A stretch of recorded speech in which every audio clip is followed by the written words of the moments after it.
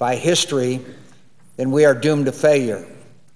And to think that a month and a half would elapse before that decision was made, because that strategy was decided on last March, and then to go through a bizarre sequence of events, which still, I've never seen anything like it. First, General McChrystal was told not to send his troop request to Washington while these were going on. After that was revealed to be the farce that it was, now the Secretary of Defense is not going to forward the troop requests to the White House as they make decisions on the number of troops that are needed. How does that work? So let's get this straight.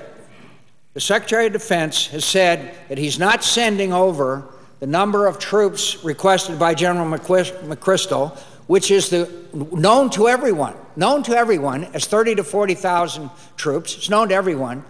So apparently it'll be known to everyone except the President of the United States, who's supposed to make the decision. I think we have legitimate questions about a process like that to start with, because no commander-in-chief can make a decision about how to conduct a conflict unless that commander-in-chief knows what resources are required, and without having the recommendation for the number of troops being transmitted to the commander-in-chief, there's no way that a rational decision can be made. I think what's going on here is pretty obvious, Mr. President. It's very obvious what's going on here.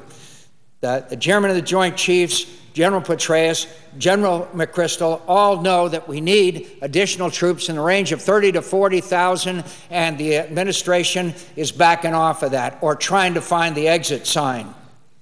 It's well known. It's broadcast all over television that there are individuals, including the Vice President of the United States, now unfortunately the National Security Advisor, the chief political advisor to the President, Mr. Rahm Emanuel, who don't want to alienate the left base of the Democrat Party, the Democratic Party. That's what this is all about.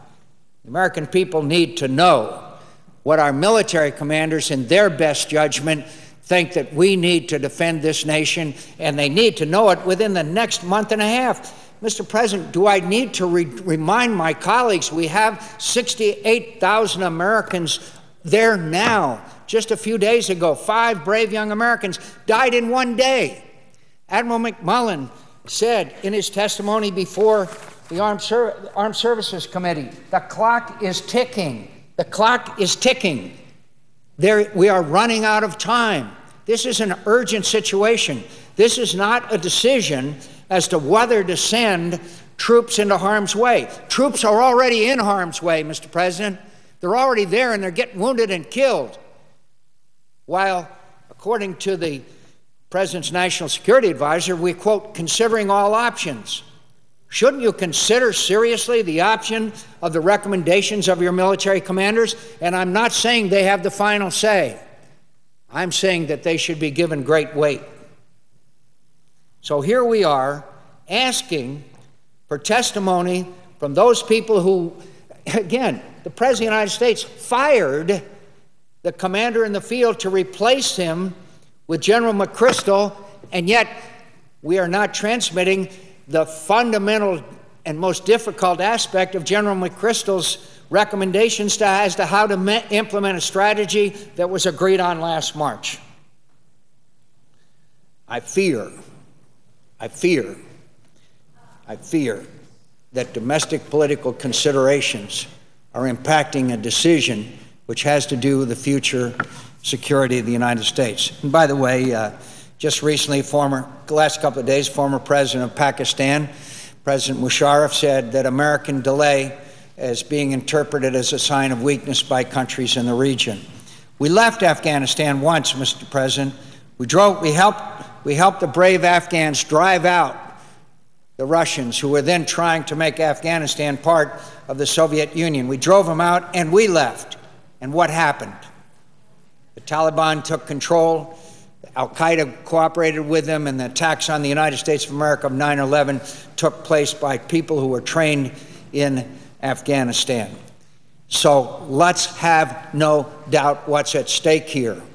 The American people and their representatives at least need to hear within the next month and a half, 45 days, as to what the recommendations and strategy by our military leaders are. And I will emphasize again, they are not the last word. The Commander-in-Chief is the last word.